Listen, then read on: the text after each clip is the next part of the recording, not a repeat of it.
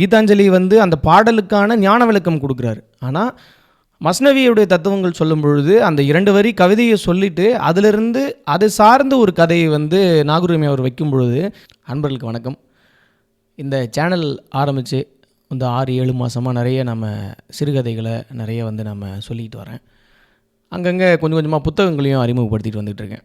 So கடைசியாக கூட வந்து நம்ம பார்த்திங்கன்னா சுகுமாரன் அவர்களுடைய பெருவழி அப்படிங்கிற நாவலை வந்து நான் அறிமுகப்படுத்தி பேசியிருந்தேன்.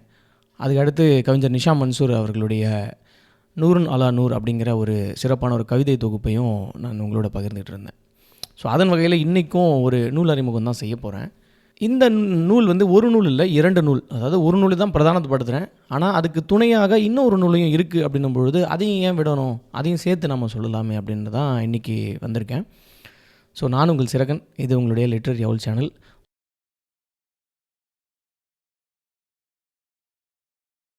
ஸோ இன்றைக்கி நான் அறிமுகப்படுத்துகிற நூல் வந்து பார்த்திங்கன்னா தாகூருடைய கீதாஞ்சலி ஞான விளக்கம்.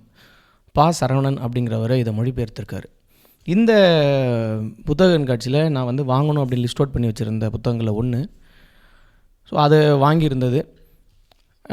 இப்போலாம் வந்து ஒரு மொழிபெயர்ப்பு நம்ம நூல்களில் வந்து நிறைய தமிழில் வந்துட்டு இருக்கிறத நம்ம நல்லா பார்க்க முடியுது. மொழிபெயர்ப்பு நூல்கள் வந்து அதை வாசிக்கும் பொழுது நமக்கு வந்து இப்போ பொதுவாக வாசிக்கிறாங்க, அந்த மொழி நடை நல்லா இருந்தது அப்படின்னு சொன்னால் நல்லா இருக்குது அப்படின்னு சொல்லிடுறோம். ஆனால் அதனுடைய ஒரிஜினல் டெக்ஸ்ட் எப்படி இருந்தது அப்படிங்கிறது நமக்கு தெரியாது. அப்போ நாம் ஒரு நல்ல மொழிபெயர்ப்புன்னு அதை சொல்ல முடியாது. அப்போ ரெண்டுமே அதனுடைய கோர். இப்போ ஃபார் எக்ஸாம்பிள் இங்கிலீஷ்லேருந்து தமிழுக்கு வருதுன்னா, இங்கிலீஷில் நம்ம படிச்சுட்டு இருந்து அது தமிழில் மொழிபெயர்த்திருக்கும் பொழுது அப்போ நம்ம ரெண்டுமே நமக்கு தெரியும் பொழுது அது ஒரு நல்ல மொழிபெயர்ப்பு எப்படின்றத நம்மளால் சொல்ல முடியும். வெறும் தமிழில் மட்டும் படிச்சுட்டு அது ஒரு நல்ல மொழிபெயர்ப்புன்னு அந்த மொழி நடையை வைத்து வேணாலும் நம்ம சொல்லலாம். அது எப்படி இருக்கும், அதனுடைய அந்த டெக்ஸ்ட் மொழிபெயர்த்திருக்கிறது எப்படி இருக்குங்கிறதுல ஒரு கேள்வி இருக்கும். அதன் வகையில் நான் என்ன பண்ணேன் அப்படின்னு சொன்னால், இந்த நூல் வந்து தாகூருடைய கீதாஞ்சலி வந்து 103 பாடல்கள் வந்து அந்த பாடல்களை மொழிபெயர்த்ததோடு மட்டும் இல்லாமல் அந்த பாடல் சொல்லக்கூடிய விஷயங்களை டீட்டெயில் பண்ணியிருக்கிறது. அப்போ எனக்கு முதல்ல ஒரு விஷயம் தோணுச்சு, என்னென்னா இந்த பாடல் மொழிபெயர்த்திருக்கிறது நல்லா இருக்குது. ஒரிஜினல் டெக்ஸ்ட்டில் இங்கிலீஷில், அதாவது இது வங்கத்திலிருந்து இங்கிலீஷுக்கு மாறினதுக்கு பிறகு தான் வந்து அவருக்கு நோபல் பரிசு கிடைக்குது அப்படிங்கிறது எல்லாருக்கும் தெரியும். ஆசியா கண்டத்தில் முதல் நோபல் பரிசு வாங்கினவரும் அவர் தான். அப்போ அந்த ஆங்கிலத்தில் மொழிபெயர்த்துருக்காங்கல்ல, அதுவும் இப்போ தமிழில் இவர் மொழிபெயர்த்துருக்கிறதும் எப்படி இருக்குது அப்படின்னும்போது எனக்கு ஒரு சந்தேகம் ஏற்பட்டுச்சு. அதனால் என்ன பண்ணேன்னா, என்கிட்ட ஒரு இங்கிலீஷ் டெக்ஸ்ட் என்கிட்ட இருந்தது. அப்போ இதையும் நான் வந்து எனக்கு தெரிஞ்ச அளவு அந்த மொழியினுடைய அளவில் வச்சு நம்ம ஒரு ரெண்டுத்தையும் ஒரு கம்பேர் பண்ணி பார்த்தேன்.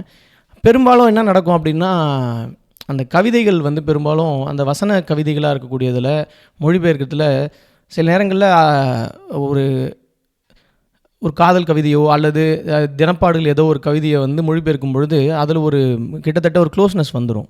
ஆனால் தத்துவங்களை வந்து மொழிபெயர்க்கும் பொழுது நமக்கு ஒரு மிகப்பெரிய ஒரு பிரச்சனை வந்து ஏற்படும். நம்மளால் அது கனெக்ட் ஆக முடியாது. ஃபார் எக்ஸாம்பிள் இப்போ வந்து மிகேல் நேமியோடைய மிர்தாதின் புத்தகம் வந்து தமிழில் அது வந்து actual original text Tamil text மாதிரியே நமக்கு வந்து ஒரு ஃபீல் இருக்கும். ஏன்னா அவ்வளவு தத்துவ விவரணைகள் வந்து கவிஞர் புவியரசனுடைய அந்த மொழிபெயர்ப்பு வந்து அவ்வளோ ஒரு எக்ஸலண்ட்டாக இருக்கும். அப்படி நம்மளால் வந்து ஒரு கனெக்ட் பண்ணிக்க முடியுமான்னு தான் நான் எதிர்பார்ப்பேன். அப்படி வந்து இந்த நூல் வந்து நான் எடுத்த உடனே ஒரு 4வது சாப்டர் வந்து கீதாஞ்சலியினுடைய 4வது சாப்டர் எனக்கு ரொம்ப பிடிக்கும். அதனால் அந்த சாப்டரும் இவர் அது மொழிபெயர்த்திருக்கிறதும் சரியாக இருக்குதா அப்படின்னு வந்து நான் வந்து பார்த்தேன். ஏன் அப்படின்னா, இப்போ போயம் அப்படின்னு சொன்னால் அது கவிதைகள் சொல்லணும் அப்படின்னா, கவிதைகள் வந்து ஒரு ஃபிகரேட்டிவ் லாங்குவேஜ் அப்படின்னு நம்ம சொல்கிறோம். அதாவது குறியீடுகளின் மொழி. அப்போது ஒரு 4 லைனில் எழுதப்பட்டிருக்கக்கூடிய ஒரு கவிதைகள் வந்து ஒரு 400 பக்கங்களுக்கு இணையான ஒரு மிகப்பெரிய ஒரு புத்தகத்துக்கு, ஒரு நாவலுக்கு இணையானது, ஒரு பெரிய சிறுகதைக்கு இணையானது தன்னால் 4 வரிகளில் ஒரு கவிஞனால் சொல்லிட்டு போயிட முடியும் அப்படிங்கிற ஒரு அடர்த்தி தான் அந்த கவிதையில் இருக்கும். அப்போ அந்த ஃபிகரேட்டிவ் லாங்குவேஜ் வந்து எந்த அளவுக்கு நம்மளிடத்துல வந்து அந்த ஐடியாஸை கடத்துது அப்படிங்கிறது ரொம்ப முக்கியம். நான் அப்படி நினச்சி தான் வாசிப்பேன். அப்போ நான் 4வது சாப்டர் வந்து நான் இங்கிலீஷில் வந்து பார்த்தேன். இங்கிலீஷ்லும் தமிழில் அவர் சேஞ்ச் பண்ணியிருக்கிறதையும் நான் பார்த்தேன். அப்போ நான் 4வது சாப்டர் வந்து இங்கிலீஷில் பார்த்தேன். என்ன அப்படின்னா, முதல் வரியே வந்து இருக்கணும், life of my life I shall ever try to keep my body pure, knowing that thy living touches upon all my limbs.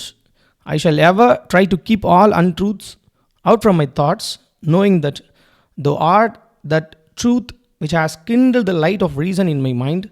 I shall ever try to drive all evils away from my heart and keep my love in flower, knowing that thou hast thy seat in the inmost shrine of my heart, and it shall be my endeavor to reveal thee in my actions, knowing it is thy power gives me strength to act. இது வந்து decode பண்ணலாம். அதாவது இது தமிழில் இது எப்படி மாற்றிருக்கிறார் அப்படின்றத பார்த்தோம்னா, தங்களது உயிருள்ள ஸ்பரிசம் என் அங்கங்கள் அனைத்திலும் இருக்கிறது என்பதை அறிந்து என் உடலை தூய்மையாக வைத்துக்கொள்ள நான் எப்போதும் முயல்வேன். அப்போது முதல் அந்த வரி என்பது அந்த இங்கிலீஷில் எழுதப்பட்டிருக்கிறதுக்கும் தமிழில் இருக்கிறதுக்கும் அந்த அந்த இங்கிலீஷினுடைய மீனிங் வந்து அப்படியே 100% வந்து ஒத்து போகுது அப்படின்னு நம்மளால் சொல்ல முடியும். அந்த அளவுக்கு வந்து ஒரு நல்ல ஒரு மொழிபெயர்ப்பாக தான் இருந்தது. அடுத்து வரார், என் மனதில் பகுத்தறிவின் ஒளியை தூண்டிய உண்மை தாங்கள்தான் என்பதை அறிந்து என் எண்ணங்களிலிருந்து எல்லா பொய்களையும் விலக்கி வைக்க நான் எப்போதும் முயல்வேன். அங்கே இங்கிலீஷில் என்ன சொல்கிறாங்க அப்படின்னா, I shall ever try to keep all untruths out from my thoughts, knowing that thou art the truth which has kindled the light of reason in my mindன்னு சொல்லும்பொழுது, அப்போது இங்கே வந்து அவர் அந்த பகுத்தறிவின் ஒளி அப்படிங்கிற அந்த வார்த்தையை பயன்படுத்துறது வந்து சூப்பராக இருந்தது. அப்போது அடுத்த லைனில் வந்து, எனது இதய ஆலயத்தின் ஆசனத்தில் வீற்றிருக்கிறீர் என்பதினால் என் மனதில் உள்ள எல்லா தீமைகளையும் ஒழித்து என் அன்பை மலர வைக்க நான் எப்போதும் முயல்வேன். என் செயல்களில் உங்களை வெளிப்படுத்த முயல்கிறேன். அது தங்களது சக்தி என்பதை அறிவது செயல்படுவதற்கான வலிமையை எனக்கு தருகிறது அப்படின்னு தமிழில் இது மொழிபெயர்த்திருக்கார். அப்போ இது ரொம்ப நெருக்கமாக இருந்தது. அந்த இங்கிலீஷுக்கு ரொம்ப ரொம்ப நெருக்கமாக, ரொம்ப ஒரு அற்புதமான ஒரு மொழிபெயர்ப்பில் வந்து இது இருந்தது.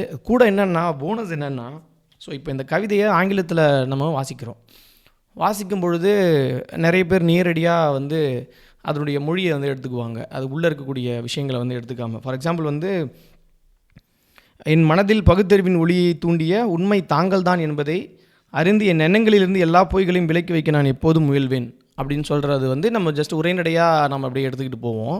ஆனால் இங்கே வந்து ஆன்மீக விளக்கம் வந்து கொடுக்குறாரு. கிட்டத்தட்ட ஒரு 2 பக்கத்துக்கு இந்த 4 வரிகளுக்கு வந்து ஆன்மீக விளக்கம் வந்து கொடுக்குறாரு. அது வந்து ரொம்ப முக்கியமானது. நிறைய இடங்களில் ஒரு அற்புதமான வார்த்தைகளை வந்து பயன்படுத்துறது. அதாவது இந்த இடத்துல செயல்களில் உன்னை வெளிப்படுத்துவது அப்படிங்கிறது, அனைத்து செயல்களிலும் இறைவன் இருக்க வேண்டும் என்ற எண்ணத்தை மையமாக கொண்டது. அப்போது இந்த தன்னுடைய உடலை வந்து முதல்ல இறைவன் அப்படிங்கிற அந்த நினைக்கிற எண்ணத்தை தான் அந்த சாப்டர் 4 வந்து சொல்லியிருப்பார். அப்போது இந்த கீதாஞ்சலி முழுக்கவே வந்து இன்டர்பிரிட்டேஷன் வித் காட் அப்படின்னு இல்லை, இன்டர்பிரிட்டேஷன் வித் அவர் செல்ஃப் அப்படிங்கிற பல வகையில் நம்ம வந்து இதை நம்ம சொல்லிக்கிட்டே போகலாம். அப்போது அது ஒரு ஆன்ம விடுதலை அல்லது ஒரு இறைவனை நோக்கிய ஒரு ஒரு ஒரு பிரதி அப்படின்னு சொல்லும் பொழுது, அது ஒரு நிறைய இடங்களை வந்து ரொம்ப டிவைனான இடங்களை டச் பண்ணிக்கிட்டே போகும். அப்போது இந்த ஒரு தத்துவார்த்தமான ஒரு நூல் இது. இந்த தத்துவார்த்தமான நூலில் அப்போ அந்த விளக்கம் கொடுக்கும் பொழுதும் அந்த தத்துவத்துக்கு உள்ளே போய் தான் நம்ம பேச முடியும். சும்மா அந்த டேரெக்டாக நம்ம மீனிங், ஒரு ப்ரோஸ்க்கு நம்ம டேரெக்டாக மீனிங் சொல்லிட்டு போகிற மாதிரி சொல்ல முடியாது ஒரு போயமில். குறிப்பாக கீதாஞ்சலி வந்து உள்ளுக்குள்ளே எக்கச்சக்கமான படிமங்களை வந்து உள்ளடக்கி வச்சுருக்கக்கூடிய ஒன்றா இருக்கிறதுனால அது ரொம்ப எக்ஸலண்ட்டாக வந்து விளக்கியிருக்கிறார் ஆன்ம விளக்கம் அப்படிங்கிற இடத்துல. ஸோ இந்த எல்லா பாடல்களுமே அப்படித்தானே ஒரு 103 பாடல்களும் ஒரு அற்புதமான ஒரு தமிழ் மொழிபெயர்ப்புலையும் அதுக்கான ஆன்ம விளக்கத்தையும் கொடுத்துருக்கக்கூடியதில் ரொம்ப முக்கியமான ஒரு புத்தகமாக இந்த நூல் எனக்கு பட்டுச்சு. ஸோ இந்த தாகூருடைய கீதாஞ்சலி ஞான விளக்கம் இந்த திரு பா. சரவணன் அவர்கள் மொழிபெயர்த்திருக்க இந்த நூல் வந்து நான் வந்து முழுசாக வாசிச்சிட்டேன். இதை வந்து என்ன சொல்கிறதுனா, ஒரு கதை மாதிரியாக இதை நம்ம ஒரு விளக்க முடியாது. ஏன் அப்படின்னா, ஒரு தத்துவத்தை வந்து ஒரு தத்துவம் ஒவ்வொருத்தரும் ஒரு மாதிரி நம்ம எடுத்துக்குவோம்.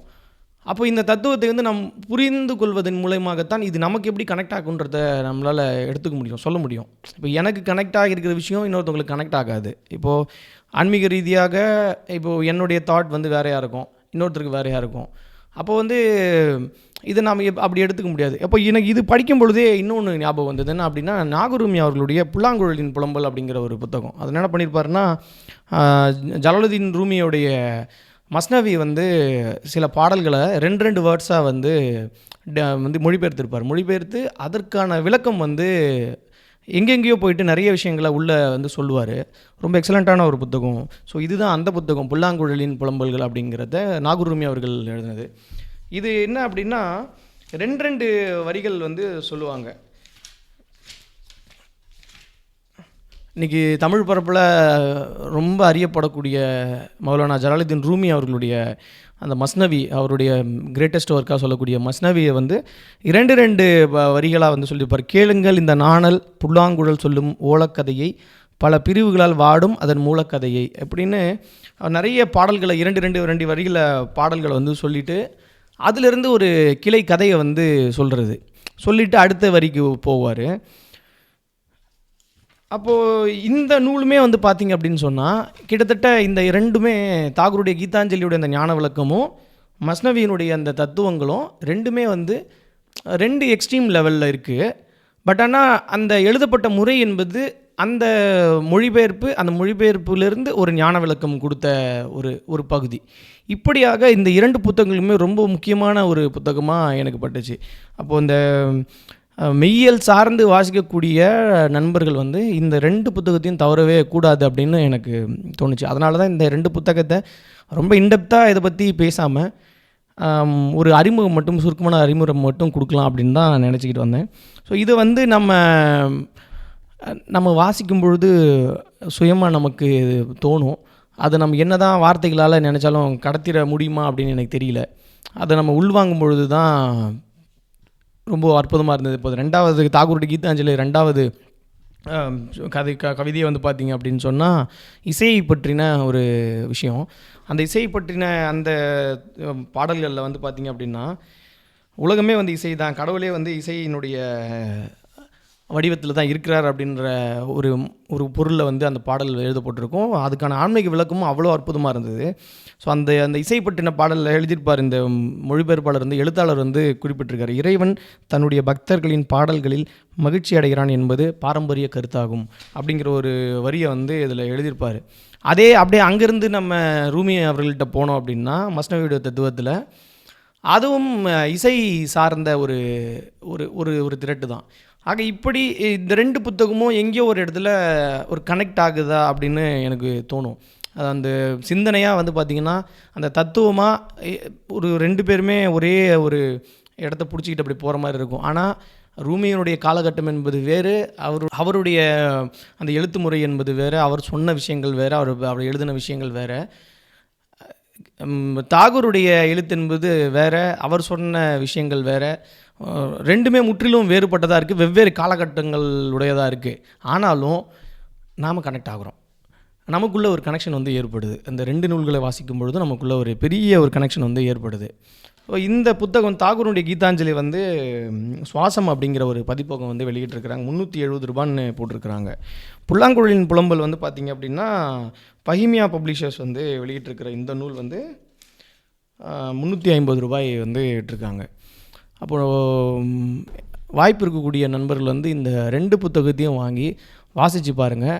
நிஜமாகவே சொல்கிறேன், நமக்குள்ள ஒரு ஒரு ஒரு அற்புதமான ஒரு சூழல் வந்து நம்ம மனசுக்குள்ள ஒரு நல்ல ஒரு வைப் வந்து நமக்கு கிடைக்கும் இந்த புத்தகங்கள் மூலயமா.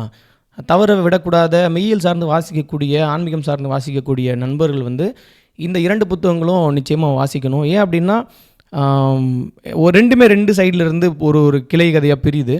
இப்போ அவர் கீதாஞ்சலி வந்து அந்த பாடலுக்கான ஞான விளக்கம் கொடுக்குறாரு. ஆனால் மஸ்னவியுடைய தத்துவங்கள் சொல்லும் பொழுது அந்த 2 வரி கவிதையை சொல்லிவிட்டு அதிலிருந்து அது சார்ந்த ஒரு கதையை வந்து நாகூருமி அவர் வைக்கும் பொழுது நமக்கு அதிலிருந்து நிறைய கிளை கதைகள், நிறைய புத்தகங்களுடைய அறிமுகம், நிறைய பேர்களுடைய அறிமுகம், பேரறிமுகம், இதெல்லாம் நமக்கு நிறைய கிடைக்கிறது வந்து நமக்கு இன்னும் அந்த ஆன்மீகம் சார்ந்த அல்லது மெய்யியல் சார்ந்த தேடல் வந்து நமக்கு இன்னும் அதிகமாகிக்கிட்டே போகும். அப்படிங்கிறது தான் என்னால் இந்த 2 புத்தகங்கள் வாசிக்கும் பொழுதும் புரிஞ்சிக்க முடிஞ்சது.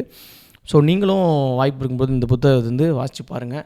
ஸோ நிறைய நேரம் எடுத்து நிறைய வாசிக்கும் பொழுது அப்போது அந்த வாசிக்கக்கூடிய அனுபவத்தில் ஒரு சின்ன ஒரு பகுதியை உங்களோட பகிர்ந்துக்கணும் அப்படின்னு தான் இந்த உரையாடல் எல்லாமே.